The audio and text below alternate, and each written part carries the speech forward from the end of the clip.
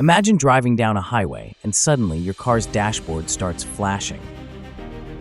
A normal reaction would be to check what's wrong, maybe pull over and address the issue, right?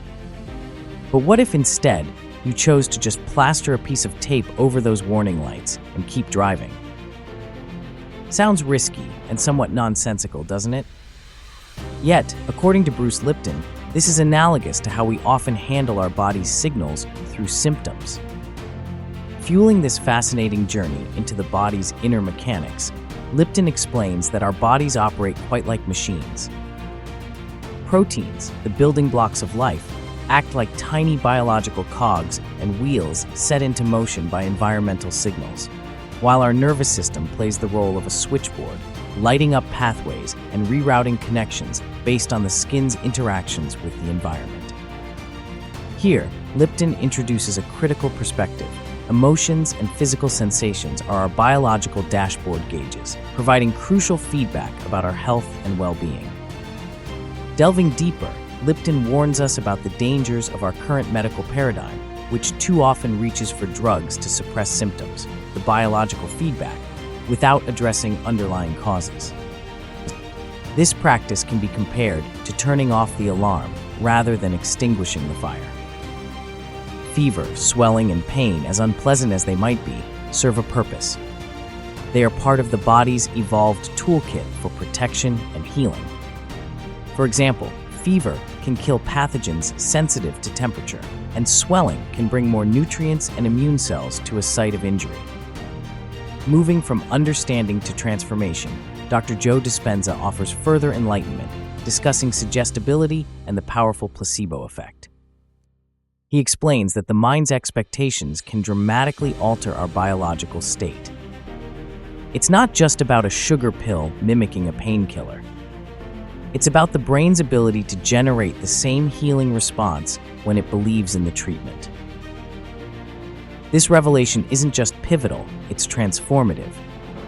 It challenges the foundational beliefs of needing external agents for healing and pivots towards internal potency through conscious thought and meditation. Dispenza further expands on this by discussing how meditation can alter brain function, observable through quantitative EEGs. These changes are not superficial. They mimic those that pharmaceuticals might induce, suggesting that we can indeed harness our internal states through practices that shift our brain activity. Through meditative practices, people can move their physiological and emotional states from sickness to health, highlighting a direct, observable impact of mind over matter. This interconnection between environmental signals and our bodily responses is also colored by our perceptions and beliefs. Lipton argues that diseases are often the result of misinterpretations of environmental cues, leading to maladaptive behaviors and health outcomes.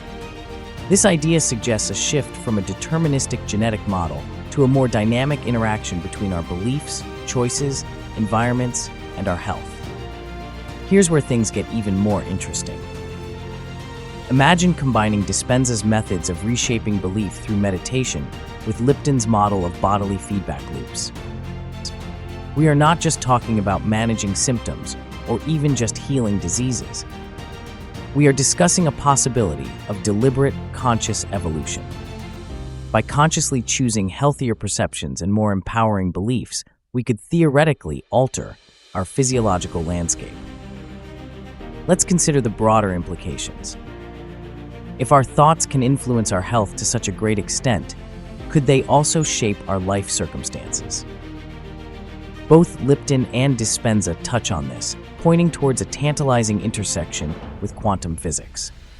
At this juncture, consciousness is not just a byproduct of brain processes, but a central engine driving our very existence and the reality we experience. To cap this rich discussion, consider this.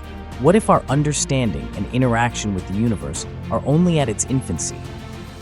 What if, by diving deeper into the fabric of our beliefs, perceptions, and their interplay with the corporeal, we could not only heal, but also actively engineer our lives and realities?